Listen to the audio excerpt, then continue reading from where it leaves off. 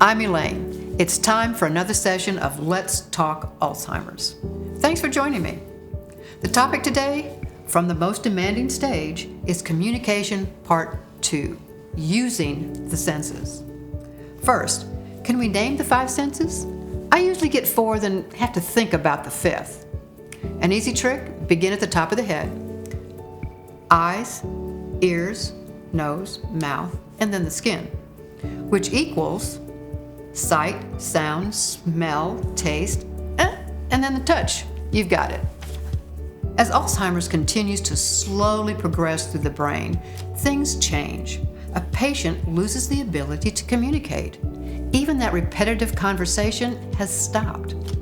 They're unable to express how they feel. A time when the senses are invaluable. A time to improve our own communication skills, and a time to be creative and positive.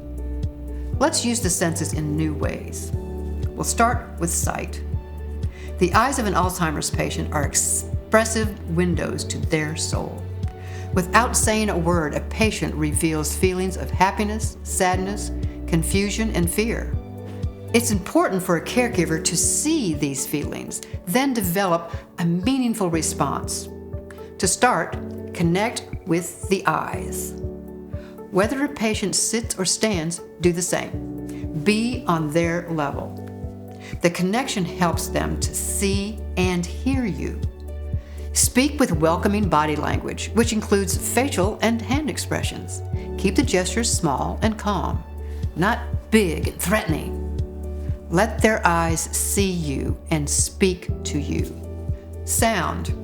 As an Alzheimer's patient listens to our tone of voice, it reveals our feelings. Are we happy, sad, frustrated, or maybe afraid? So before starting a conversation, consider this. In her book, You're Not Listening, Kate Murphy suggests having a hello me head conversation to check our own mood. Be aware of how we sound. Is a raised voice necessary? Do we sound positive? Try this. In front of a mirror, say, "Are you ready to go?" Say it several times, but with a different tone of voice. Be humorous, helpful, demanding, sarcastic, or frustrated. Which sounds negative? Which is more positive, more productive? Next, add some body language. The sight of crossed arms, or a shaking finger changes the tone and meaning of a simple phrase. Effective listening and tone of voice are important when speaking to an Alzheimer's patient, or anyone for that matter. Even if a patient no longer communicates verbally, they are aware. A one-way conversation between a patient and a caregiver is common. So know their history. Explain the sound of an ocean wave breaking on the beach so they see them. Did they play an instrument? Live on a farm? Work in a factory? They loved nature? Whatever. Use this knowledge to describe familiar sounds. Smell. All the senses trigger memories. Smell in particular. Both good and bad. They're always remembered. Chopping onions, cooking liver, skunk odor, rich, moist garden dirt, a roasting turkey, or baking bread. How did a loved one smell life? Join the patient and their nose. When they can no longer tell their story, tell it for them. That's communication with an Alzheimer's patient, using smell. Now, taste usually refers to eating, but there's so much more to taste. The aroma of baking dinner rolls makes our mouth water before tasting them. Bacon stimulates different senses. The frying sound, the sight of bacon as it curls and changes color and size, and that aroma, all before enjoying the taste. It takes imagination to describe the delicious, crisp taste of salty bacon. What about mom's sausage meatballs with tomato gravy?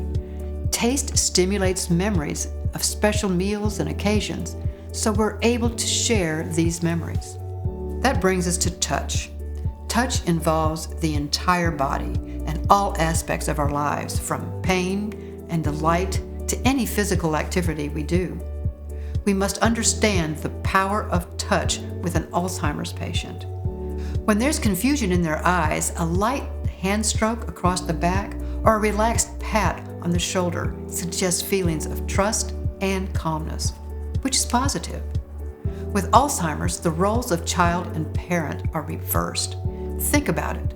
Children learn to trust their parents' touch, from learning to walk, being sick, riding a bike, or learning to swim. We need that trust. A caregiver needs to build the trust of mother and child, but in reverse. Gently holding a hand conveys caring and reassurance. Understand your purpose. If unsure at first, begin small. When rearranging blankets on the bed or adjusting a pillow, make it more than a gesture. Own it. Do it with feeling, concern, and purpose. This is a lot of information to absorb. Listen to it again if necessary. Personalize it, then practice it before you need it.